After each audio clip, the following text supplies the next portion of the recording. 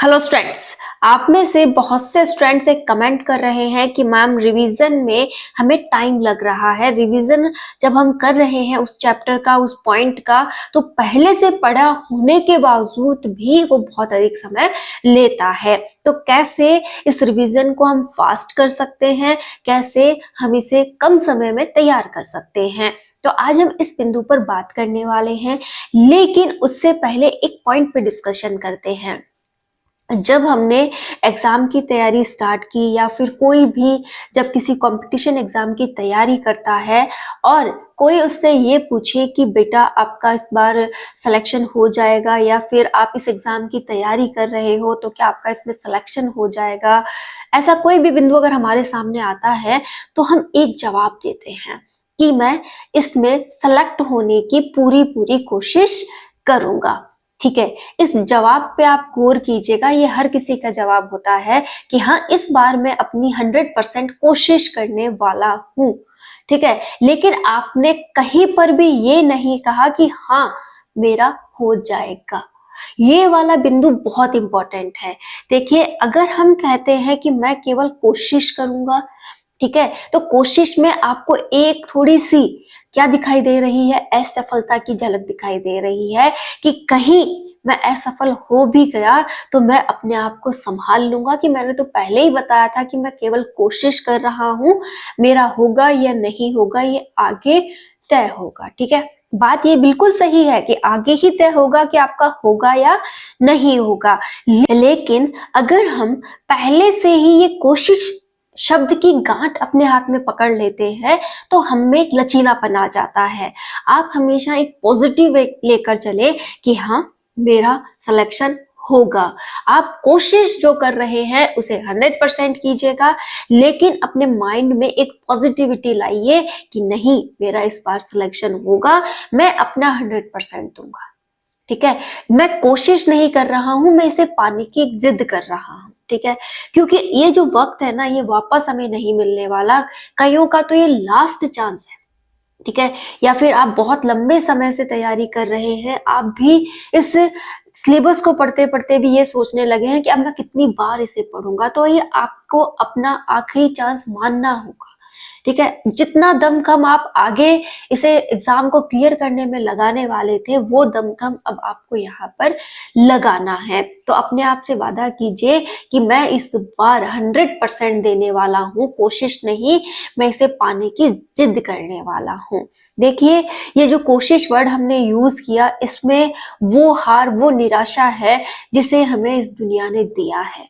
ये दुनिया ही हमें एक डर का सलीका सिखाती है। आप एक बात सोचिए, एक छोटा बच्चा है, आपके खुद के छोटे बच्चे हैं या फिर आपने परिवार में छोटे बच्चे देखे हैं या फिर आप छोटे बच्चों के बारे में जितना भी जानते हैं, आपने एक चीज देखी होगी, जो छोटे बच्चे होते हैं, आप उन्हें कोई भी काम बता दीजिए, चाहे वो कितना भी भारी क्यों ना हो, कि हाँ वहां से वो भारी सामान तुझे उठाकर लाना है, तो वो कहेगा कि हाँ मैं लेके आता। ठीक है, और वो सडनली जाएगा, उस भारी सामान को उठाने की पूरी कोशिश करेगा, चाहे उससे उठे या ना उठे उससे मतलब नहीं है उसे, लेकिन वो जाएगा और उसे उठाने की पूरी कोशिश करेगा और फिर आकर के कहेगा कि नहीं वो बहुत भारी है, वो मुझसे नहीं उठता। ठीक है, तो फिर उसने वो जवाब दिया है, लेकिन पहले उसने ये नहीं कहा कि मैं कोशिश करता हूं, मैं उसे उठाने की एक बार कोशिश करके आता हूँ, उठेगा तो ठीक है, नहीं उठेगा तो नहीं सही। लेकिन उसने एक जज्बा दिखाया कि मैं कर सकता हूँ, मैं 100% उसे उठा सकता हूँ। ठीक है, वो वहां पर गया, ये उसकी हिम्मत है। ठीक है, वो उठा नहीं वो अलग बात है, लेकिन उसने एक बार 100% अपने मस्तिष्क में एक बात क्लियर रखी कि हाँ मैं कर सकता हूँ। तो आप भी अपने ऊपर विश्वास कीजिए, अपने ऊपर ये कहिए कि हाँ मैं कर सकता हूँ। एक और पॉइंट मैं आपको यहाँ क्लियर करूं कि अगर मैं आपसे कहूं कि हाँ ये आपका फोन है, इसमें आपको इंस्टाग्राम चलाना है या फिर व्हाट्सअप चलाना है या फिर आपको कोई मूवीज वगैरह देखनी है, तो आप कहेंगे कि हाँ लाओ दे दो मैं देख लूंगा। ठीक है, आपने ये तो नहीं कहा कि हाँ लाओ कोशिश कर लेता हूँ एक बार देखने की, शायद देख ही लूं। ये जवाब नहीं होता है। वहां आपको क्लियरनेस है कि हाँ आप 1 घंटा फोन चला लोगे, आराम से देख लोगे, क्योंकि वहां पे आपके अंदर ये सोच ही नहीं है कि ये हो भी पाएगा या नहीं हो पाएगा।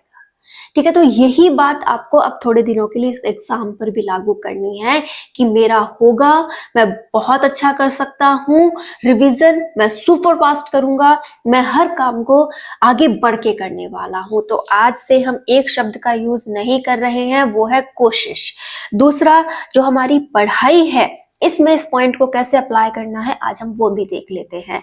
आप लोगों ने अपने सिलेबस को एक बार पढ़ लिया है या फिर अभी तक नहीं भी पढ़ा है या बहुत कम पढ़ा है, तो आपको क्या करना है कि आपको ये याद रखना है एक साइकिल रेस होने वाली है जिसमें से बहुत से जो विद्यार्थी है, बहुत से जो लर्नर हैं वो बहुत आगे निकल गए हैं और आपने अभी अभी वो साइकिल की रेस स्टार्ट की है। ठीक है, तो आपको क्या करना है, उनकी स्पीड को कैच करना है। तो आपको क्या करना होगा, दुगनी मेहनत करनी होगी, दुगने शक्ति के साथ उनके लिए दौड़ना होगा कि हाँ मैं उन्हें पकड़ूं। ठीक है, उन्हें पकड़ने के बाद क्या होगा कि मैं इनसे आगे निकलूं। ठीक है, तो स्पीड आपको दुगनी करनी पड़ेगी। अब स्पीड दुगनी कैसे होगी, रिवीजन की मान लो या फिर पढ़ने की मान लो, ये दुगनी कैसे होने वाली है।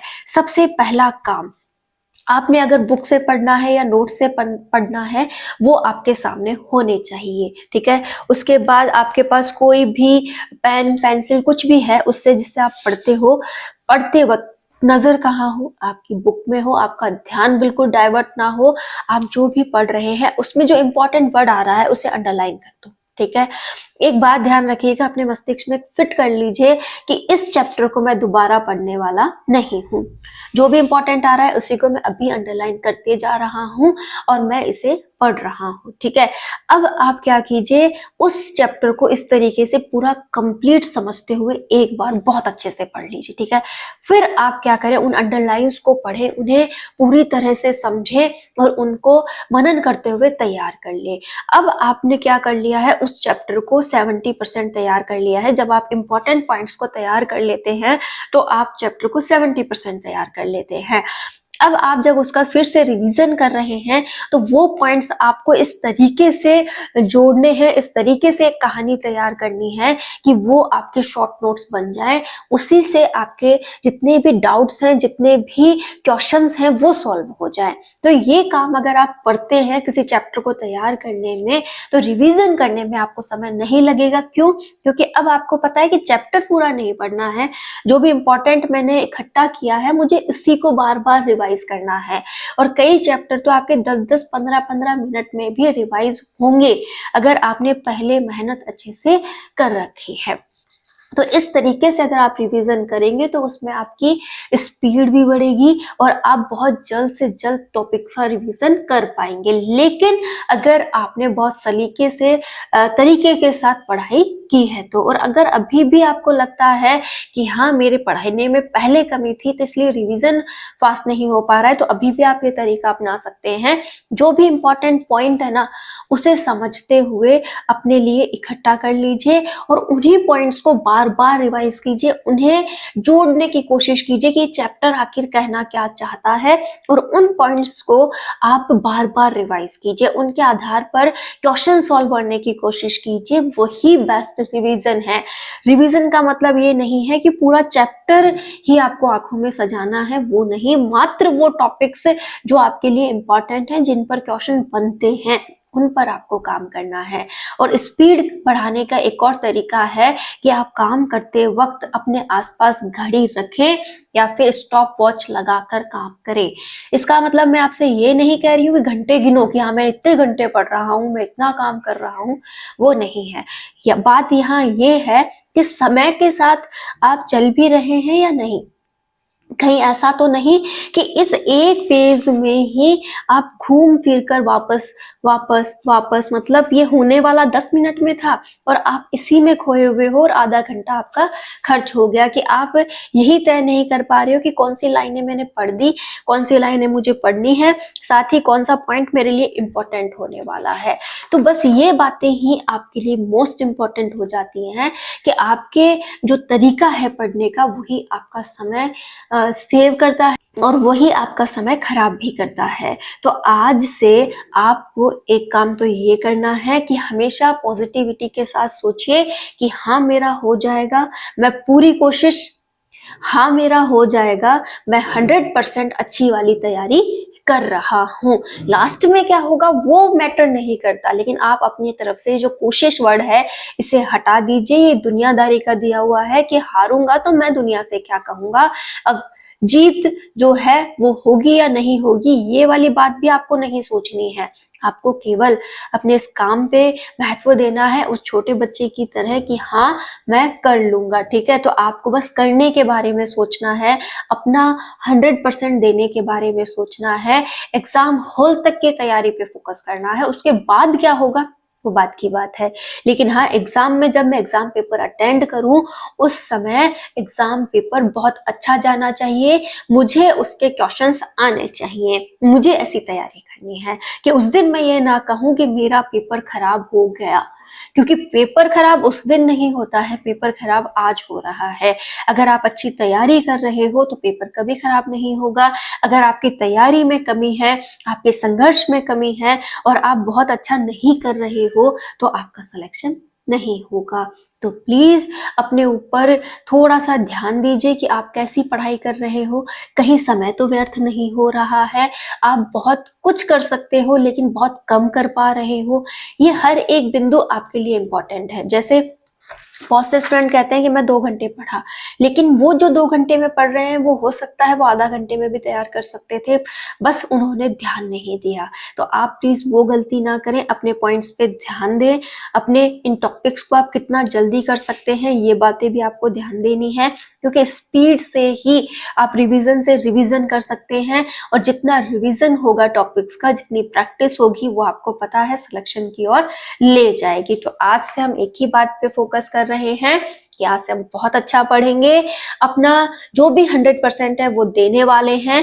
अब बस 2 ही बातें होने वाली है, या तो हम जान लगा के पढ़ेंगे या फिर जाने देंगे। तो हम जाने देने वाले तो बिल्कुल नहीं है, आज से हम अपनी पूरी जान लगाकर इसकी तैयारी करने वाले हैं और अपना 100% देकर अपनी जीत भी तय करने वाले हैं। तो ऑल द बेस्ट, आप अपनी तैयारी बहुत अच्छे से करें और अपनी लाइफ में आगे बढ़ते रहें।